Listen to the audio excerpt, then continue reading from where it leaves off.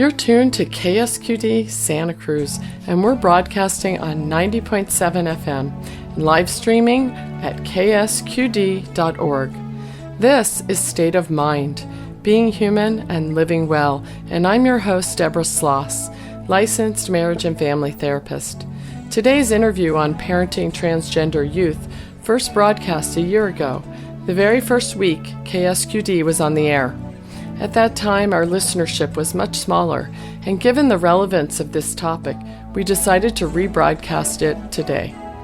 New studies out in the fall of 2018 showed that approximately 3% of teens did not identify with traditional gender labels such as boy or girl.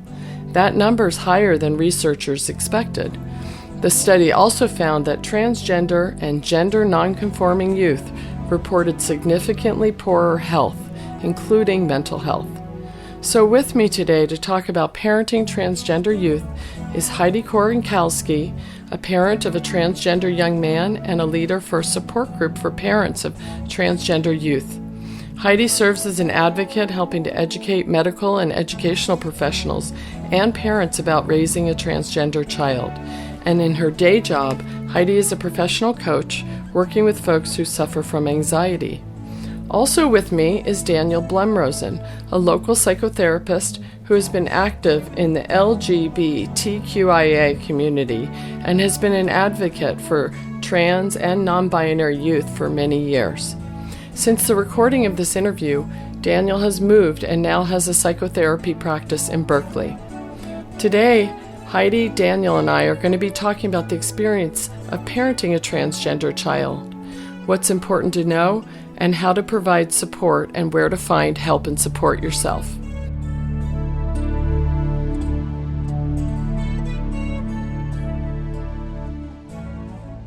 So welcome. Thank you for being here with me. Thank you for having us, Deborah. Yeah. So we're going to start today. Just, there's a lot, even in the introductions, there's a lot of language that some people may or may not know what that means. One of the ones that jumped out at me was LGBTQIA. I'm wondering if you want to say what all of those letters stand for. Sure. That is an acronym that stands for lesbian, gay, bisexual, transgender, queer, intersex, and asexual, or it can be agender. Okay. Yeah. All right. Today we're primarily going to be talking about transgender, right? Mm-hmm. Yeah. Can we define that? What is transgender, and what are you referring to when you use that term? Well, I was thinking about how I was going to answer this, and anything I say is going to be of the moment and partial, because it's a term that's evolving all the time, and it's also a term that is really specific to every person that uses it. But one way that I like to approach talking about what transgender is by talking about gender more broadly, because we all have a gender. And two terms that are really helpful to think about helping us understand what it means to be transgender is thinking about gender identity and gender expression. And gender identity is an internal sense of one's gender. That's something that everybody has. That could be male, female, neither, or non-binary, or even something else. For binary transgender people, that means that their gender identity is different from the gender that they were assigned, the sex that they were assigned at birth. That's really specific. So that their gender identity is different from the sex that they were assigned at birth. Gender expression is something that's really different. That is the way that somebody presents in the world, and that's that could be hair, that could be clothing, that could be bodies, that could be all kinds of other cues that people are giving off, but that doesn't necessarily give you any information about someone's gender identity. So someone could be perceived as looking very feminine, but if you ask them, their gender identity is male. So that's why asking about these things like pronouns and stuff is really critical, because you don't necessarily know what somebody's gender identity is from looking at them. That's a really good point, and I was going to ask you about that because I've been in a number of settings myself recently where they ask people to define their pronouns. Yeah. Yeah, so why is that so important to people, do you think? Well, it's really important because there's no monolithic trans person, right? We've had a lot of mythology about there being a narrative that trans people are supposed to look a certain way, and oftentimes that's been based on a cis-normative model, which sort of centers the idea that to be cis, which means being not transgender, is what's normal in our society, and that the closer you could be to that, the healthier you would be. And that's been very restricting and unhealthy for a lot of trans people, because a lot of trans people don't identify as being cis-normative. Their gender identities are expansive in all kinds of ways, or they're non-binary or gender fluid. So being able to ask someone who they are allows them to be visible, and also allows people to access services more. Because if you can't be seen, then your doctor can't actually give you care, or your documentation is complicated, or in schools your pronouns aren't respected. So asking these kinds of questions allows people to both be visible in society and access the care that they need. Wow, just listening to you, I can hear there are so many things in just your answer that different directions we could go. I'm going to rein myself in here to focus on what we had, talked about. But I can tell that there's a lot, if people are interested to learn more about, like a lot of the descriptions that you just used, the definitions, and where would somebody go, say, if they really wanted to learn more about that? There are so many great resources online, but one that I really love, it was actually started in 2011 by two transgender women, one of whose name was Eli Ehrlich, and it's called the Trans Student Educational Resources, TSER, and they have tons of infographics. One is called the Gender Unicorn, one is an infographic about the myth of trans regrets, and they're just really great consolidations of information and definitions that are a great place to learn. Oh, great. Thank you. And is that going to be on the list of resources Absolutely. We're going to post? Okay, great. Yes. So those will be posted along with the show. And Heidi's a parent of a transgender child, young man now. Mm-hmm. Do you want to tell us a little bit about what brought you into this community? Yes. Well, I have, my husband and I have 3 kids. The oldest being 33 and then 27, and then our lovely last one, 19. And when I was pregnant, we were told we were having a girl. I really didn't know anything about transgender. 19 years ago, there wasn't a lot of stuff out there about people who are transgender. So had this, beautiful baby girl, and or that I thought was a baby girl. But at about 2.5, very quickly we realized, he's not going to be what society would say normal little girl. And at first I thought that it literally at 2.5 and 3 I'm going to have a gay child, which I was fine with. But when he started to be able to speak, it was, I'm a boy. And of course I'm like, no, you're not. You're a girl. I think me telling him that he was a girl caused more problems for him than anything, because he knew who he was. And so over the years, I would get on the internet and type in daughter wants to be a boy, girl wants to be a boy, and still nothing was coming up.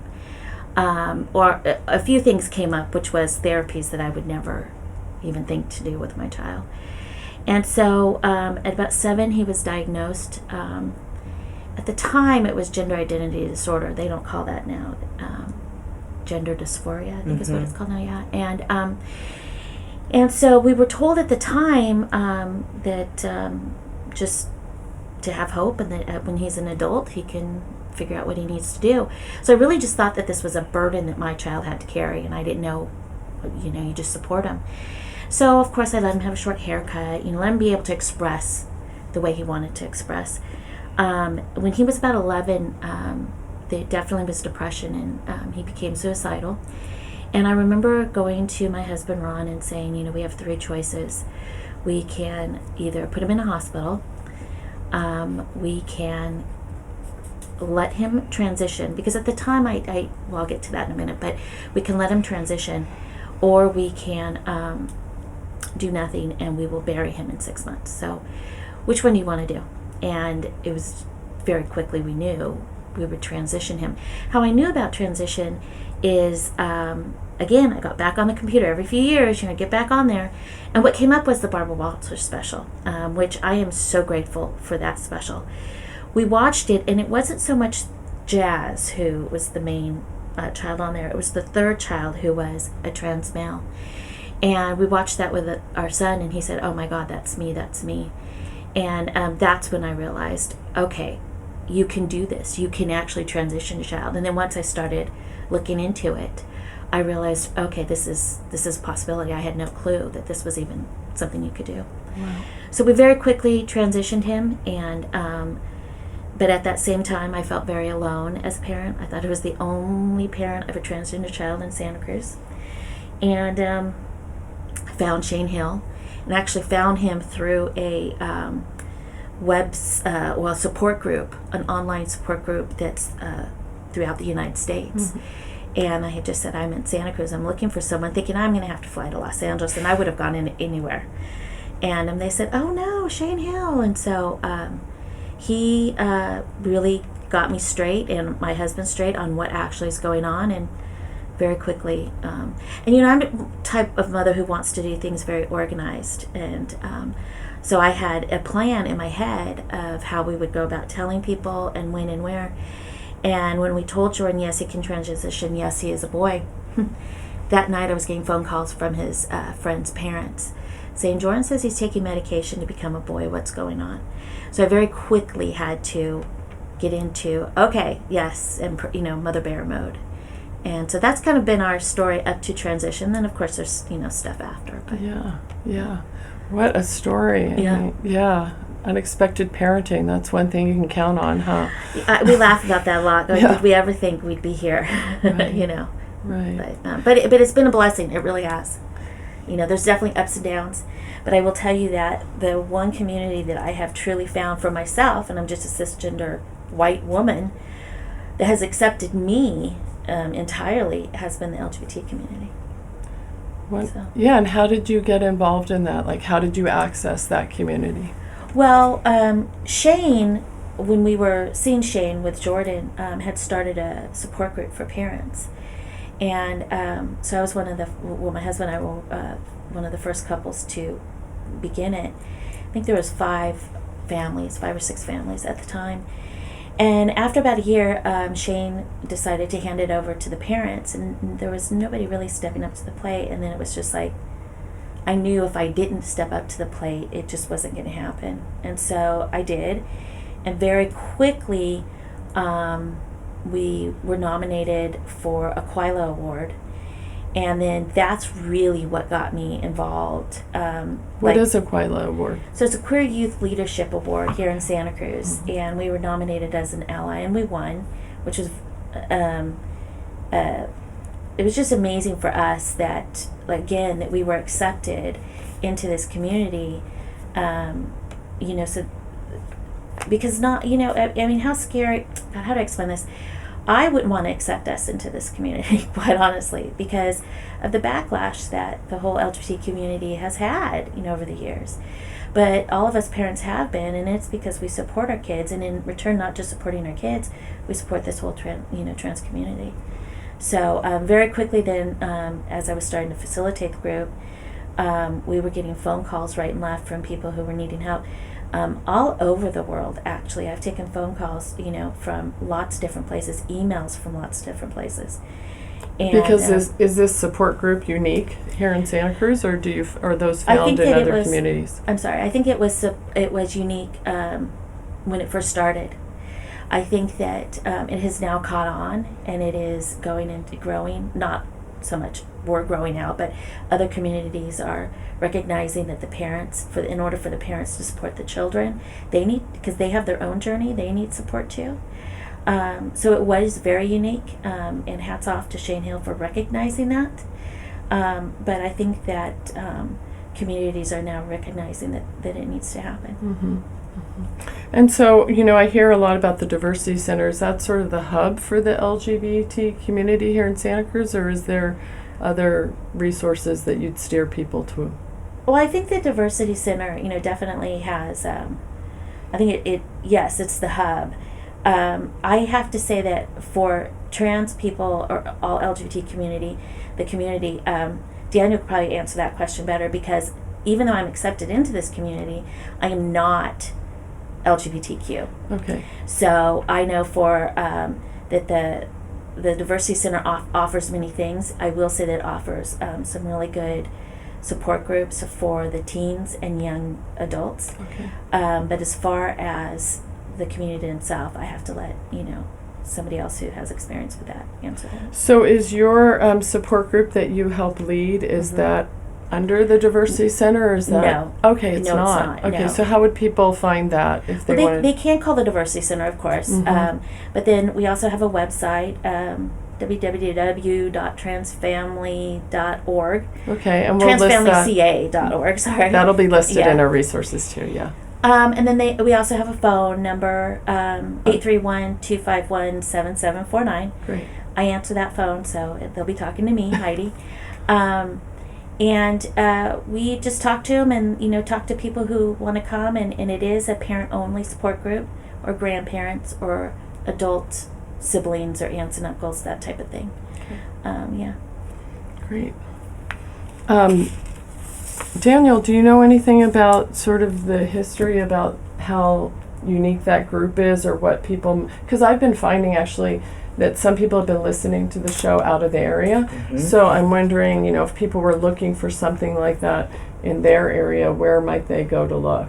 Sure, it's a great question. I mean, I want to just say how much I appreciate you, Heidi. Families like yours are like the model for care, and that's how kids thrive. And you are a treasure in our community. We're so lucky to have you. And it was, like Heidi said, it was rare back in the day for families to be gathering and supporting each other, but it's much more common. There are lots and lots of groups throughout Silicon Valley. I mean, we're lucky in California that there's especially in the Bay Area, there's lots and lots of groups all along the Bay Area. A great place to look for groups is on the Gender Spectrum website. They are both a resource website for families who are just learning about gender issues.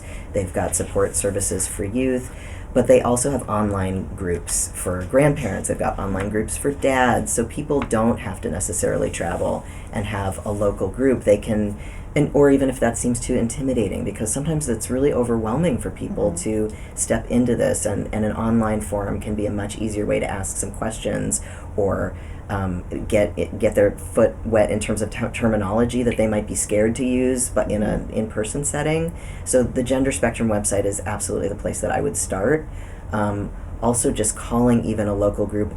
It's amazing how small the community really is, that somebody will know somebody to be able to connect a family with. So if somebody's listening, they can call Heidi, or they can call myself, and we would definitely be able to connect people with the local group if they need it. Okay. Do you want to repeat that Gender Spectrum website? Sure. It's genderspectrum.org, I believe. That's what it is. Okay. Yeah.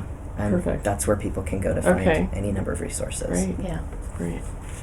Yeah, Heidi, I do appreciate you sharing your journey with us. Sure. And I'm wondering if there's things about the coming out process as a family that, what was that like for you? And what would you want to share so that other people that might be facing something like that would, have a model of how this can be done?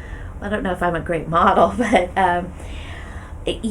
when Jordan, when we transitioned him, I say we, but it was a family, journey. I knew I just had to do everything in my power to keep my child alive and healthy. And people around us didn't necessarily agree with us. And our support system at the time, we were going to a church, and that was our support system. I had friends outside of that, but and when I announced that my child was transgender, and everyone knew that we were, obviously something was going on with our son, we were definitely, the best word I could use would be shunned. We, were told, okay, go ahead and say he's a boy, but don't give him any medication, or don't give him any cross hormones or anything like that, which didn't make sense to me. If you're going to do it, you're going to do it. And then we just weren't spoken to. We definitely had friends of my son's parents call and say that we were quote unquote sinners, and so it was a very lonely time for me, and I wasn't sad about who my child was. I was sad how others were reacting to it. And I did need the support then, because it's I can put on that game face and say okay to my son, and this is going to be great and awesome, but then, and I'll take all the backlash from it, which I did. But it, as a human being, it's very difficult. Oh, sure. So that was hard part. Now my family is 100% supportive, and always have been and always will be.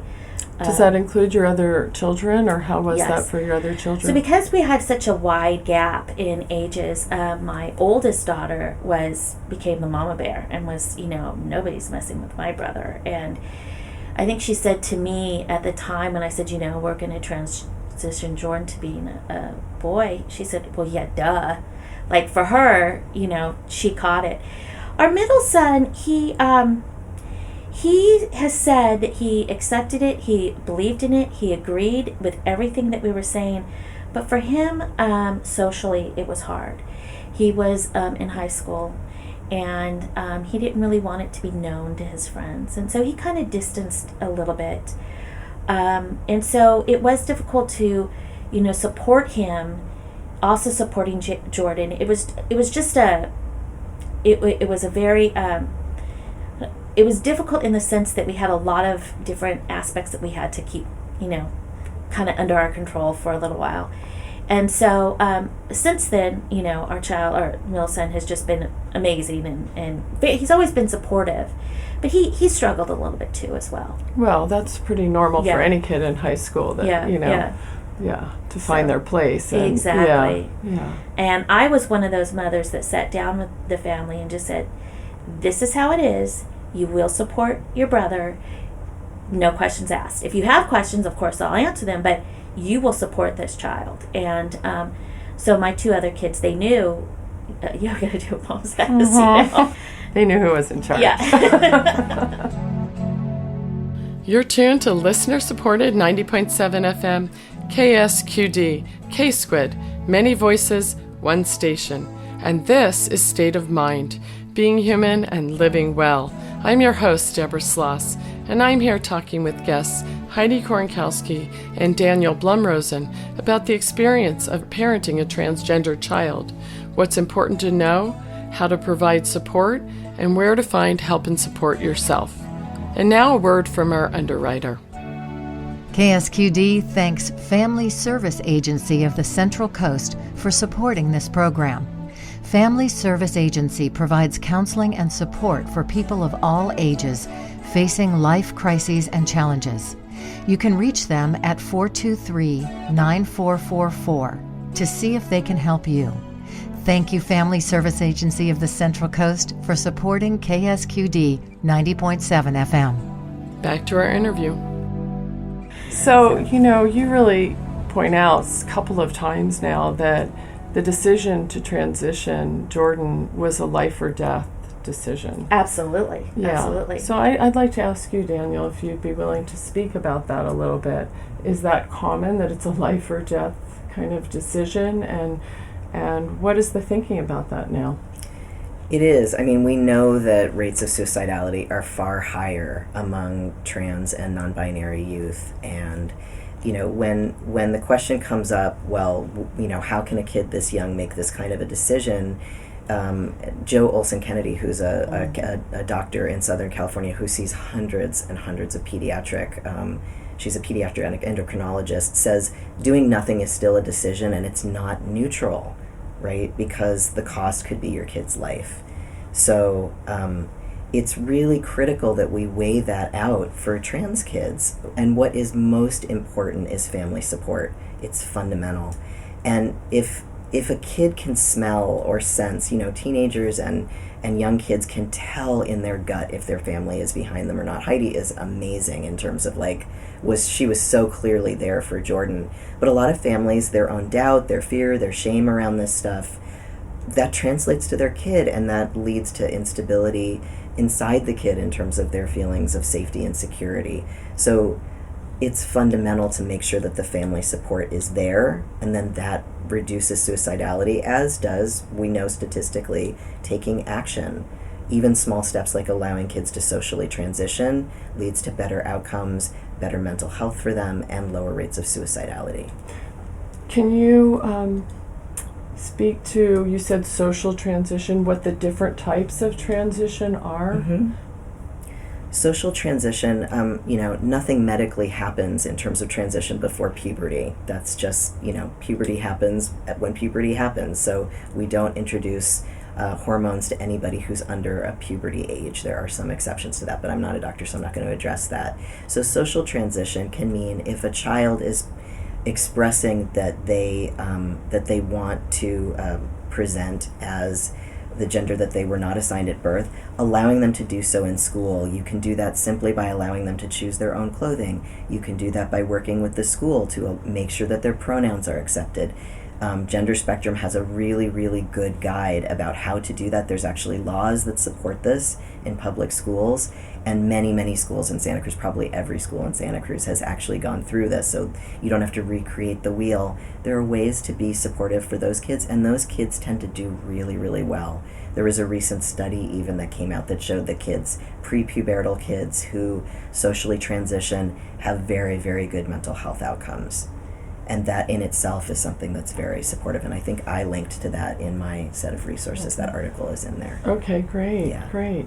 And so social is one type of transition. Can Right. you speak about the other types? Sure. The other types would be that some kids absolutely cannot tolerate the gender dysphoria they experience in their body.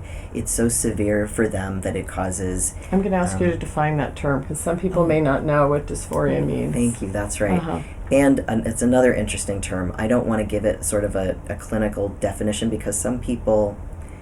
One basic way to think about it is it's discomfort with how one's body is. But another way to think about it is it's the experience of being trans in a very ciscentric world. Mm-hmm. It is the pain and duress that somebody experiences for not being seen for who they are. Mm-hmm. Non-binary people experience this. Some trans people experience it, and some people don't. It's not a reason to keep treatment or support from somebody, but it's one way to understand why we would want to provide that support, because when it becomes so severe, it can lead to depression, suicidality, severe anxiety. So when we see that, we oftentimes want to work with a youth to see whether introducing hormones would actually allow them to do better, to be more comfortable in their bodies. And that's considered what kind of transition when you start hormones? Medical. You can call that medical transition. Okay. Yeah. And is that the only kind of medical transition, or are there others? The additional component is surgical, and for the most part, it's somewhat unusual for kids under 18 to access some of the surgeries, although that is becoming less uncommon. And it's difficult to go through puberty at multiple ages, right? So it's hard enough to go through it at 13, but a lot of trans kids, if their parents want them to put off that decision till they're 18, are essentially going through puberty again and then considering having a form of surgery right before they go to college or transition into young adulthood. And that can be fine for some kids, but it can also be incredibly difficult because it's a whole process in itself. So the thinking is oftentimes that if kids can do it at an earlier stage when they've got the support from being in their family, that can be a healthier outcome, and we can see that the research shows and supports that. Okay. Not for every kid, but for many. Yeah. So I'm really glad that you spoke to that, because in my own work, I run across the people thinking that as soon as you say transgender, it means surgery. But you're talking about this whole spectrum of different aspects of transitioning. And I understand there's a third one from the literature you gave me, the legal transition. Do you want to speak to that at all? Sure, that's a really good point. Right, making sure that your documents actually match your pronouns and your gender identity is something that makes moving about the world actually a much safer and easier thing, although safety is never guaranteed and is especially difficult for various other intersectionally oppressed groups of trans people. It still can be very difficult to go through the airport even if you have had your documentation changed. But yes, it can be an expensive, it can be a time-consuming, it can be a very challenging bureaucratic process to go through and get your driver's license, your social security, your passport, all of that stuff changed. that is much easier when you're younger, when you have a less of a footprint around the world, right? As we get older, our names are everywhere, and that just becomes a more difficult process. Yeah. Heidi, given that Daniel laid that all out, I'm wondering if you'd like to talk at all about what that experience has been like helping your son, navigate absolutely. that. I when we realized that this was happening, when this is happening, I'm just that type of personality. I had a list, and I said, okay, we need to do. Jordan wanted to do a name change, so we did the name change, and I said, let's get it done legally. And very quickly, within a year or two, I had just everything taken care of. And it's definitely a lot easier when they're younger to get the name change, and then you get the birth certificate changed, and then you get the time it was California ID changed, and get all the medical records changed, school records changed.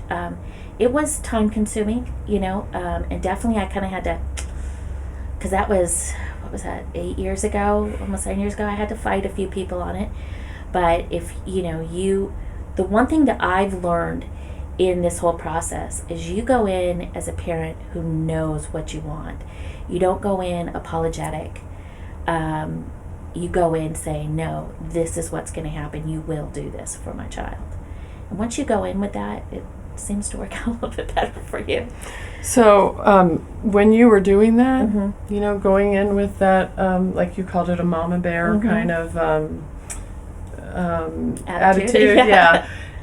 Did you at the same time have your own fears and doubts that you were navigating? So I'm wondering if you could speak to that complexity about, some of the feelings, or, I know that I've talked with parents that sometimes feel fearful for their children. Oh, yes. Yeah. I still feel there's still a lot of fear that I have, more so for my youngest than my other two, because he's in a community that, has been oppressed and I should say picked on, so I definitely have fear. And when I was making these changes, I had fear that I was going to get yelled at, or I was, somebody was going to come at me. But I kept saying to myself, well, if I'm not the one to fight for my child, who's going to fight for him? So obviously I have to do that for him. When he's older and capable, he can be his own, person, and he can speak for himself. But I have to be his advocate when he was younger. And I did it very loudly at times, but you just do what you have to do, Now, at least I know because there's so many more resources out there now, and support groups and therapists who have been trained in, trans issues, parents can find support in that. I know with our group, parents have definitely come in and have said, we don't know what to say. And we're like, okay, let's help you make an elevator speech, something very quick to say. And this is how you want to go. So we try to tell them, you go in, even if you're not feeling 100% confident, you go in showing them that you're 100% confident. Because people who don't agree with who your child is will try to find any door that they can to get in to, put you down or not let it happen. Question what you're thinking exactly. is. Yeah. Yeah. When you said that part about not feeling 100% confident but going in with it, you're talking about out into the public, but from some of the things, Daniel, you asked me to read, I really heard that had to do with even with your child. So I wonder if you could talk a little bit about that, about parents that are grappling with their own feelings and then what their kids need from them when they're transitioning. In some ways, that's one of my favorite parts of my work as a therapist, and it's always a process. There is some similarity, Heidi knows this. It's in the parent who comes in who is full of doubt and full of distress of their own and full of confusion and shame and some grief, which is very legitimate. One of the great breakout sessions at Gender Spectrum that my colleague Ben Geilhufer runs is a grief group for parents. And what's important about that is parents need to do that work separate from their kid. Which is why we do family-based therapy. But I have the parents come in separately to get those words out, to get the fears out, to get the, oh my God, what if no one ever loves my child questions out, away from their kid. You need to protect your kid from those kinds of thoughts and be that mama bear, that, parent who's there for them and let them know that they are loved. But it's totally natural for parents to have those fears. And what's exciting for me is being able to have compassion for that and see that when you have compassion for that, parents grow and change because they feel so much shame for having that. And then when you match them with other parents, which is why the family support groups are so critical, that a dad talking to another dad who's been there about, oh my God, I have a trans daughter, it's an amazing process of them going from this doubt and fear to being these fiercely supportive, amazing advocates. And it's just a powerful and beautiful process, but it's normal and it's natural. So when you say being there for the kids, what do you mean by that? What is it that the kids need from their parents? They need to be listened to. They need to be believed. They need to not be questioned or grilled regularly, like, are you sure? There's this sort of trans enough kind of category. There's also this, like, it's so interesting because this would not have been the thing 15 years ago, but there's a conflation of sexual orientation with gender identity. Some parents are like, please, please let my child be a lesbian, right? 15 years ago, that might not have been what they were coming in with, but now it's like, please, isn't my child just a lesbian, right? Rather than a trans boy. And saying that to your kid is so damaging because your kid is coming to you, like teenagers, the last thing they want to do is actually talk to their parents about things that are this intimate. But if your kid is doing that, it's big for them, right? We all know this about teenagers. So just being able to listen with compassion to your kid and saying, that makes sense, I'm going to do my work, I love you, and I'm going to be here, is really the basic of it, right? It's the foundation and the fundamentals that helps kids thrive. You know, a funny other thing that I've heard is sometimes they don't want to talk about that as the only subject. So as much as they want support, what else do you think they want? They want to be treated like kids. They want you to ask them questions about what music they're interested in, and they also don't want to, thank you, that's great. They also don't want to be grilled constantly about their gender, like, how's your gender today? How's your dysphoria today? So treating them also like the, well-rounded kids that all kids are, including trans and non-binary kids are, is also critically important. Not making it the only issue. Yeah, because I've heard that grief for the kids too about what they perceived as the lost relationship that they used to have with their parents before they told them, where they could talk about all different things with ease. Right. Yeah. So. Can I add something to that? I will just say that we had Ben we've had him. He comes once a year to our group. Can you say who he is again? I cannot pronounce the last name. Guile Hoofa. Guile Hoofa. Yeah. Ben Guile Hoofa. He runs his grief workshop for our group once a year, and we have such a huge turnout, and it is so amazing. And for me personally, there was definitely a grieving period. Mine was rather a 2-week where I crawled in bed and cried for every day for 2 weeks, and then I was, okay, you're done, now move on. Because it wasn't that I thought I was losing my daughter, it's that I had perceptions and assumptions of what I was going to have, because my child was so young when this started. But for many parents, this grieving period can last years, especially if they've had a child who's a little bit older and really showed no quote-unquote signs that they were transgender. And that's where the parent groups are, I think, huge, because we don't judge, and we've all been there. And if you want to come in and cry, and like Daniel was saying, and say, I hate this right now, but I'm supporting my child, but I hate feeling this way, come in and cry and say that, and we will just, I always say, we'll just love you up, because we've all been there. And it's a difficult journey for the parents. And that's why I'm a huge advocate for these parent groups, because if the parents can find the support, then they in turn can support their kids. You're tuned to listener-supported 90.7 FM KSQD, K-Squid, many voices, one station. And this is State of Mind, being human and living well. We're also live streaming over the web at ksqd.org. You can also tune in and catch any and all of your favorite programs on K-Squid through your home smart speaker by saying, play KSQD on TuneIn. If you're just tuning in, I'm your host, Deborah Sloss, and I'm here talking with parent Heidi Korenkowski and psychotherapist Daniel Blumrosen about the experience of parenting a transgender child and about resources that are available for help and support. And now, a word from our underwriter. KSQD thanks the Diversity Center of Santa Cruz County for supporting State of Mind. The Diversity Center of Santa Cruz County welcomes the trans community and their allies, offering peer support, group meetings, referrals, and resources. More info at diversitycenter.org/trans. Thank you, Diversity Center of Santa Cruz County, for supporting community radio, K-Squid 90.7 FM. Back to our interview.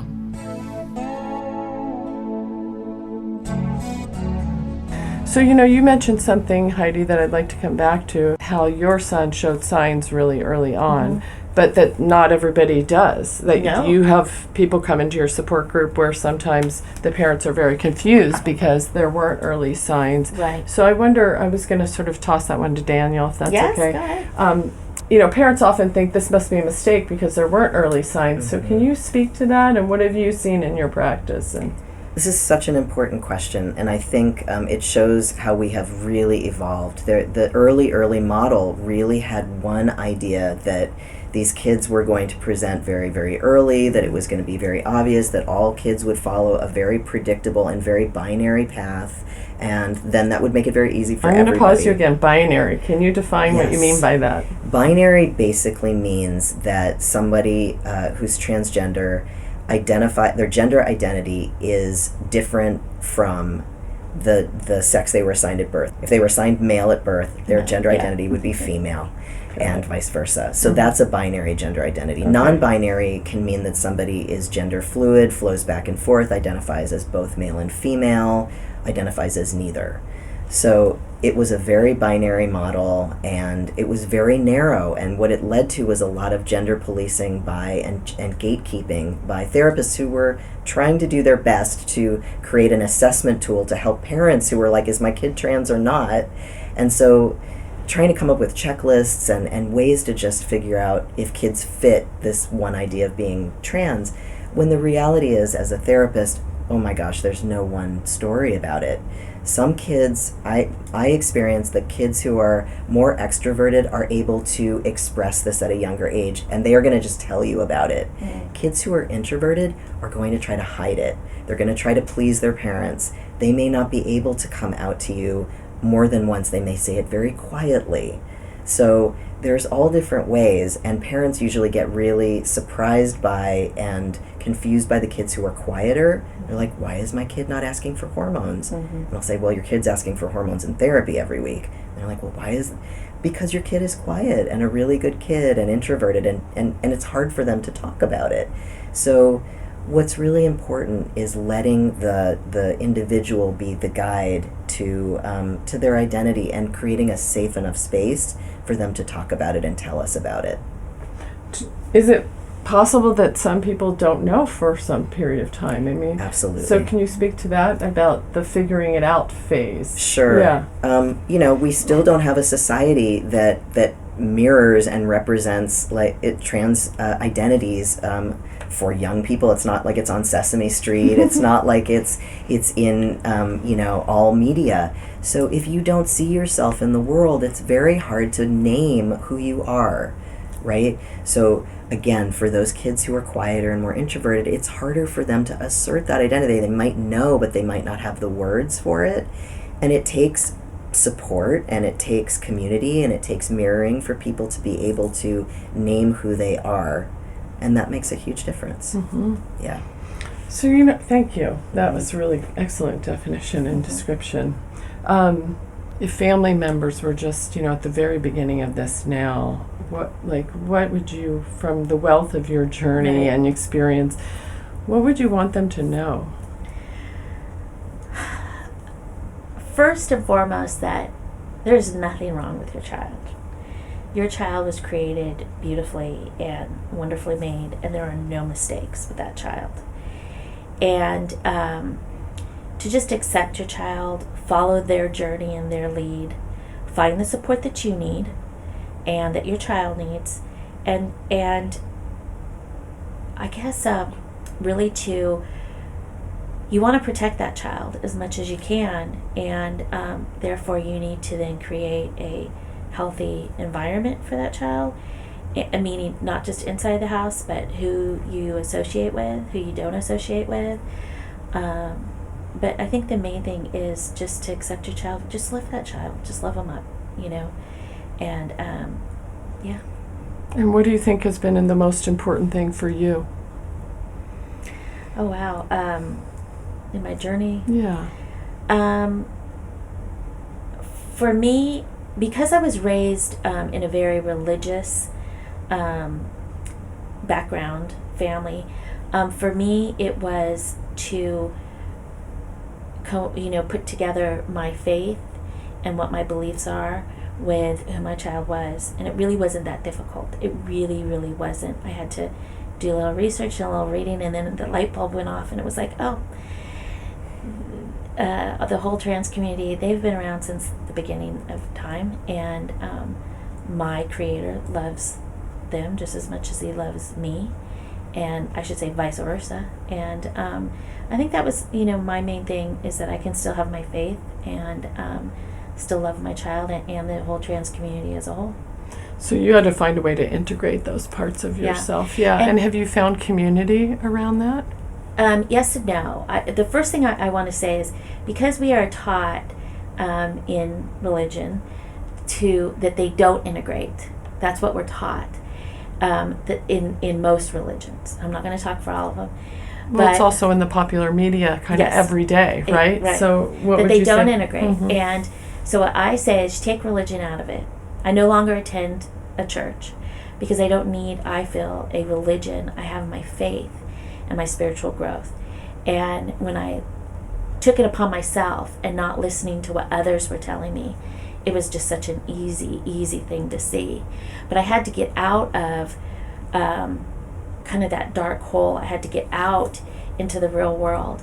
People who are are religious, they tend to stay in that community out of fear. And once you get out into the real world, man, it has been a blessing for me to be in a part of the trans community, the LGBT community as a whole, and to see what actual love and acceptance is truly about. That's where I found it, is in this community. So for me, it does integrate so easily. But I would, strongly advise people who have any issues like that is to not go to their pastor, whoever, to go within themselves. I do know that there are some faith communities that are accepting and affirming. There is. And they usually make that known. Yes, they do. Yeah. They do. And I have been to a couple different churches, amazing churches here in Santa Cruz, very open and affirming and loving towards me. I just, through my journey, have realized that I don't need to have somebody telling me what what my Bible says. Sure. I figured that out on my own. Yeah, that makes a lot of sense. Yeah. Thank you for sharing that. Sure. Yeah. Daniel, is that something you know anything about? I'm just curious. Do you want to say anything about that, about people who one of their big concerns is the loss of their faith community? So do you want to say anything about what opportunities or what exists out there that you might know about?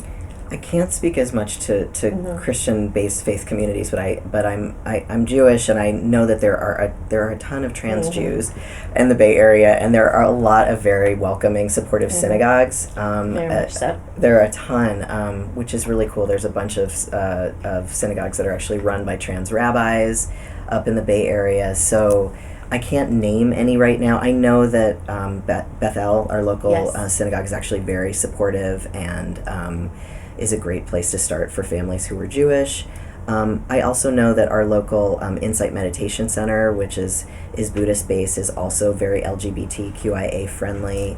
There's also, I think it's called Out in Faith.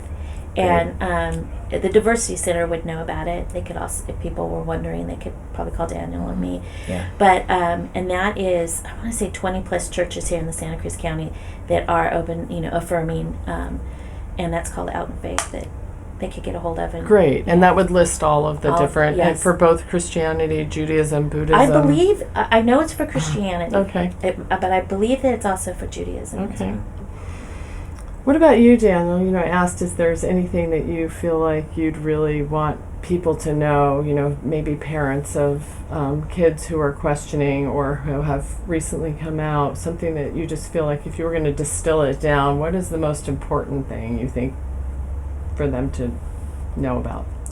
I mean, mostly just be kind to themselves and have compassion for their own experience, because if they're fighting against that, it's going to resonate to their kids, and it's just going to cause them more distress than they need to be carrying for this already substantial load that they're needing to be there for their kids. The second thing is talk to Heidi. No, talk to other parents. It is the balm. It is the thing that is the most helpful. When I see parents who are struggling, I tell them to do two things. I say make a tea date with one of the parents, one of the amazing local parents. Mm-hmm. You don't have to commit to going to a group. You can sit one-on-one. You can have a phone call. Mm-hmm. You can have an email exchange with a parent. Just get started and know you're not alone. Beyond that, I always encourage that people go to Gender Spectrum, which is the summer conference for families, and just being around all of these happy, healthy trans kids and trans youth, being around all these parents. There's so many resources. It's just incredibly relieving to see that and experience that. And then beyond that, start reading the media that's out there by trans people. There's amazing stories about our lives, and about there's a blog called Them, which is a great blog that has wonderful information for people. Just start getting to know how cool and interesting and diverse trans people are, and it'll take some of the fear out of what is going to become of my child, because this is a path that can be really wonderful for people. So just so our listeners know, when you said the Gender Spectrum Conference, is that something they'd find at the genderspectrum.org website? Absolutely. Okay, and that happens every summer? It does. And is it in the area or out of the... It is. It's up in the North Bay area, just above Berkeley. Great. Yeah, it's Great. wonderful. Just one last thing going back that I was thinking about was you were talking about how important it is. You use the term gender affirmative several times, and where, like you mentioned, finding a gender affirmative therapist, and of course the group obviously is the parent support group, but how would people go about finding that for their child or young person, and what would be the resource for that for them? Getting educated by talking to parents about what the questions are that you should ask to a therapist, because a lot of therapists have seen a trans child or a trans person, but don't necessarily know all the resources. At the group of clinicians that I have worked with in the past that Shane Hill started, we do a ton of trainings. We do a ton of monthly consultations. So those folks are really, really up on the best standards of care. If you go to the Trans Family Support Group website, that links to the person who is the current resource triager for any parent who's looking for gender-affirming therapy in the Santa Cruz area. Oh, great. So they could go there and then talk to that person. They'd make referrals. Absolutely. Okay. Yeah. Are there any resources that you want to share that we haven't already talked about? I would like to mention the Trans Lifeline. Yes. It's just a critically important resource if anybody is suicidal or anybody has questions. It's a hotline that's run by and for trans and non-binary people, and I think they're open 24 hours a day. They have been an amazing resource for trans people, but I would imagine also that families can call anybody in crisis. Do you know what that number is? I wish I did. I put it on the list. I have it's translifeline.org, and the number comes up immediately if you go to the website. We'll make sure that we look that up and post the phone number on the podcast and on the website, so people will be able to find that. Yeah. Thank you. Is there anything that you'd want to share, books or anything? I mean, the books that I read back in the day, I'm not sure if I think the Transgender Child was the main one, and I think it's still a good basic, understanding of transgender child, but more on the model of how my child, if you have an older child, it might not talk so much about that, an older child coming out instead of a younger child, but it's still by Stephanie Brill, The Transgender Child, is still a decent book. Okay. Yeah, and that, one of the things that Daniel was saying is with our support group, one thing that we do offer is, if we do have parents that are not ready to come to a group, So what we do is we match them up with a child who's the same, and we go have coffee, or we, as my husband says, no, us men, we go have beer, but the ladies will have coffee, whatever. Mm-hmm. And so we do, do a one-on-one with them until they are ready, or they might not ever be ready. It's whatever works for them. Oh, I'm so glad you shared that, because I know going to a group is a big step for a lot of people. It can be very scary. Yeah. So we definitely do that. I can't thank you enough for coming in and sharing your incredible breadth and depth of hard-earned wisdom and experience. Thank you for having us. Yes, thank you.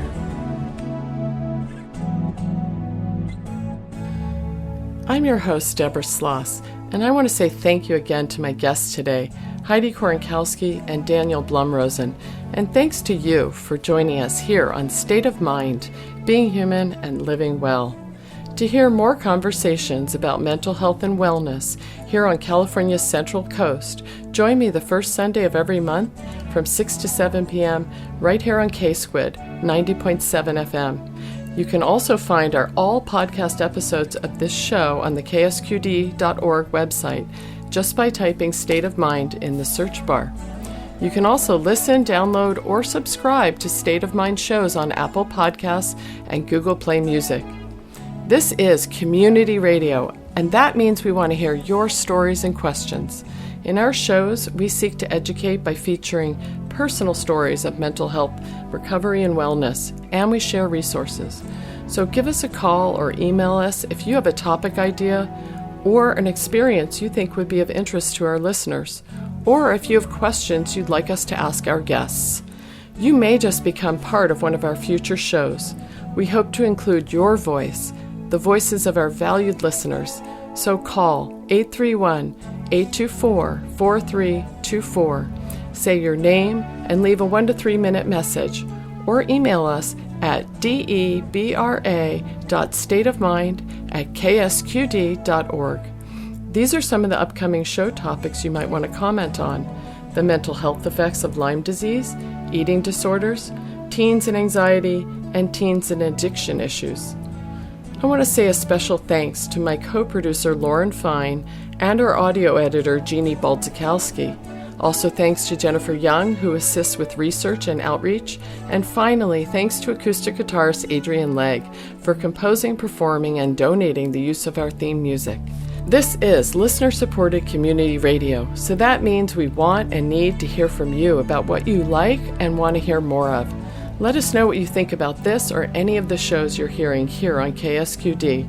Just send us an email at onair, ONAIR, @ksqd.org, or call 831-900-5773. This is KSQD, Santa Cruz. Just remember, 90.7 FM, your ink spot on the dial. Stay with us.